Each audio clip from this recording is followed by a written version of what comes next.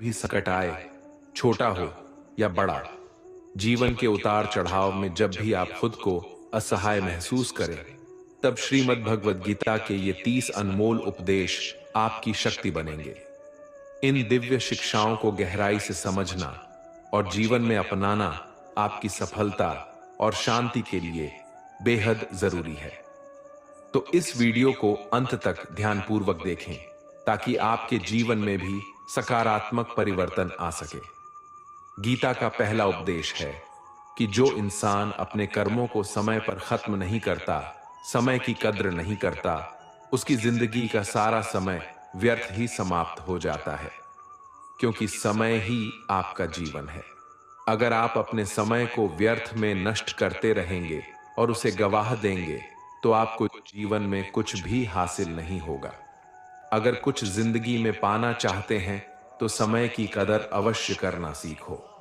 जो भी व्यक्ति गीता के इन 30 उपदेशों को रोज सुनेगा, समझेगा, तो जिंदगी की कितनी भी मुश्किल से मुश्किल घड़ी क्यों ना आ जाए, उसे ऐसे मुश्किल वक्त में भी रास्ता अवश्य मिलेगा।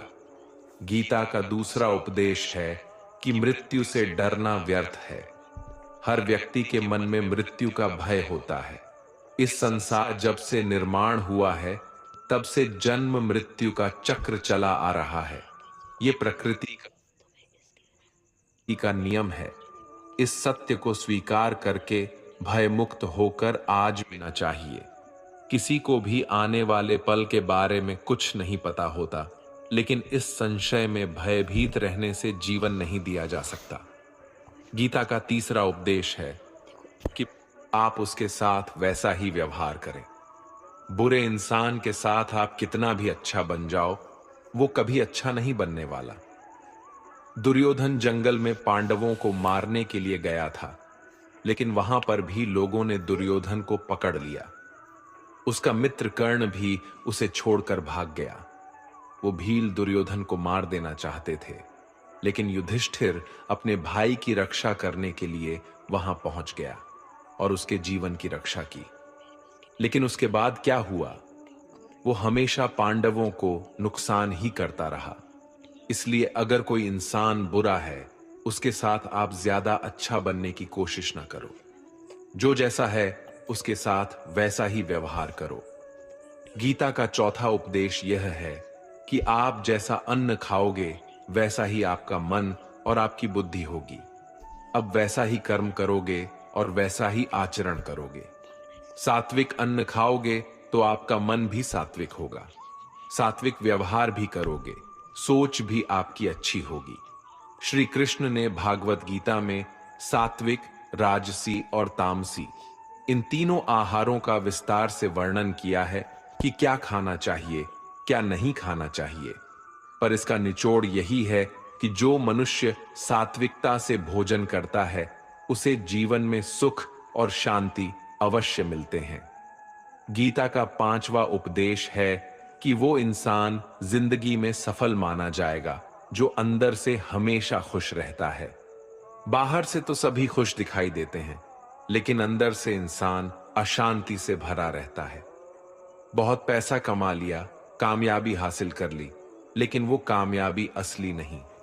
असली कामयाबी तब मानी जाएगी जब आपका मन खुश रहता हो। गीता का छठा उपदेश है कि जो किसी और का है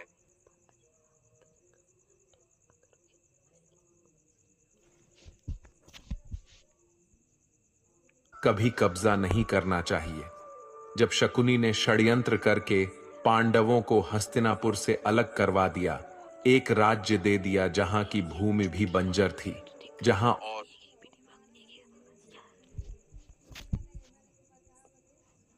शहर को इतना सुंदर बना दिया, इतना वैभवशाली बना दिया कि हस्तिनापुर भी उसके आगे फीका लगने लगा।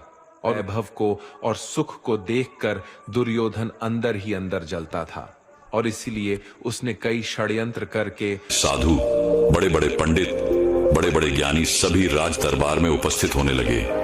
कोई कहता कि है राजन, आप बहुत धनी हैं, तो कोई कहता आप बहुत विद्वान हैं।